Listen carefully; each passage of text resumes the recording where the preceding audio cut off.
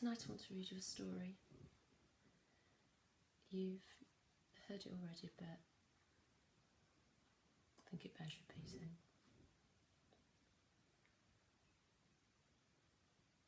Al-Mustafa, the chosen and the beloved, who was a dawn unto his day, had waited 12 years in the city of Orphalese for his ship that was to return to bear him back to the isle of his birth.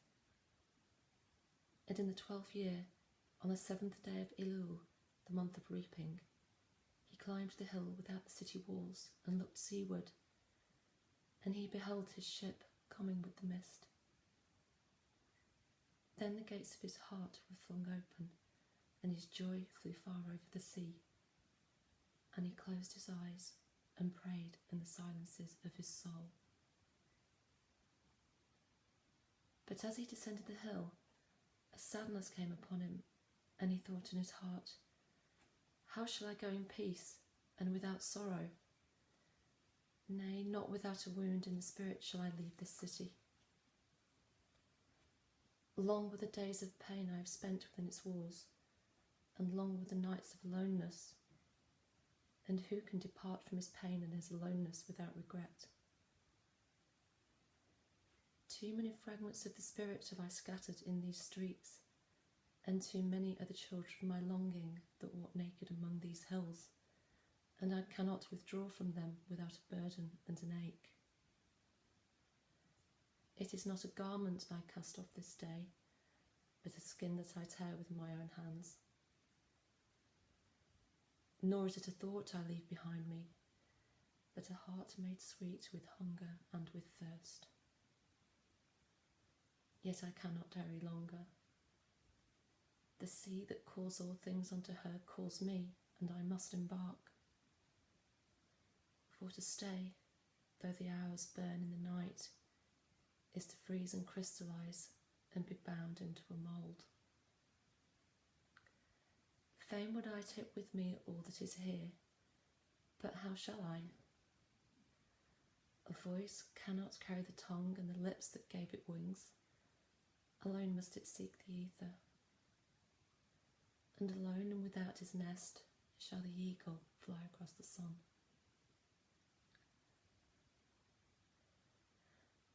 Now when he reached the foot of the hill, he turned again towards the sea, and he saw a ship approaching the harbour, and upon her prow the mariners, the men of his own land. And his soul cried out to them, and he said, "Sons of my ancient mother, you riders of the tides, how often have you sailed in my dreams? And now you come in my awakening, which is my deeper dream. Ready am I to go, and my eagerness with sails full sets weight the wind. Only another breath will I breathe in this still air, only another loving look cast backward, and then I shall stand among you, a seafarer among seafarers. And you, vast sea, sleeping mother, how alone are peace and freedom to the river and the stream.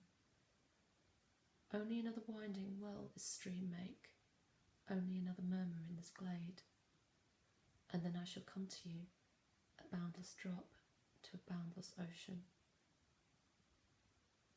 And as he walked, he saw from afar men and women leaving their fields and their vineyards and hastening towards the city gates. And he heard their voices calling his name and shouting from field to field, telling one another of the coming of his ship. And he said to himself, "Shall the day of parting be the day of gathering? And shall it be said that my Eve, was in truth my dawn?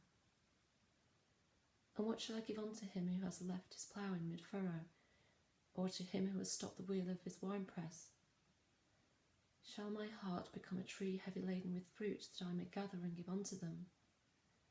And shall my desires flow like a fountain, that I may fill their cup? Am I a harp that the hand of the mighty may touch me, or a flute that his breath may pass through me?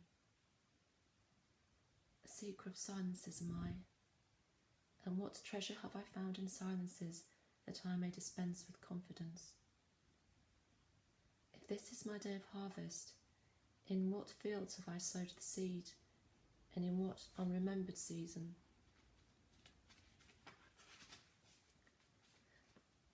If this indeed be the honour in which I lift up my lantern, it is not my flame that shall burn therein. Empty and dark shall I raise my lantern, and the guardian of the night shall fill it with oil, and he shall light it also. These things he said in words, but much in his heart remained unsaid, for he himself could not speak his deeper secret. And when he entered into the city, all the people came to meet him, and they were crying out to him as with one voice. And the elders of the city stood forth and said, Go not yet away from us. At noontide have you been in our twilight, and your youth has given us dreams to dream.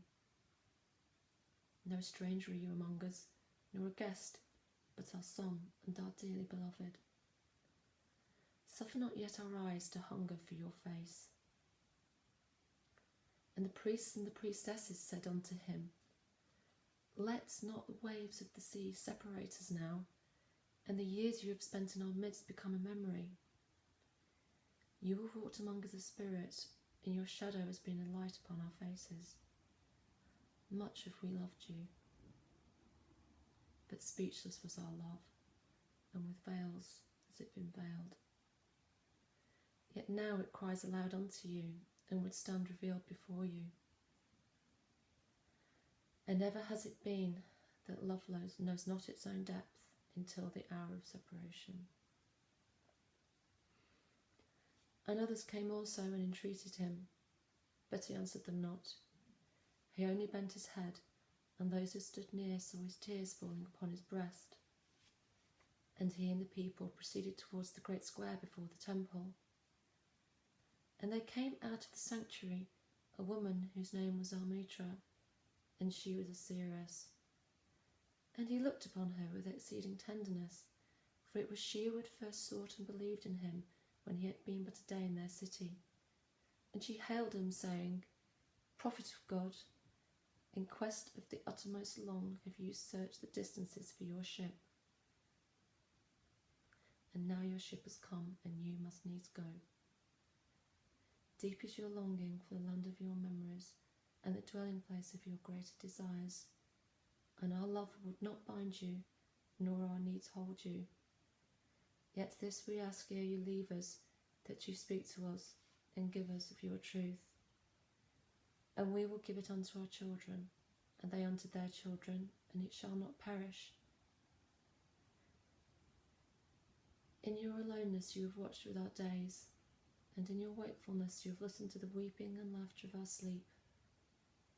Now, therefore, disclose us to ourselves, and tell us all that has been shown you of that which is between birth and death.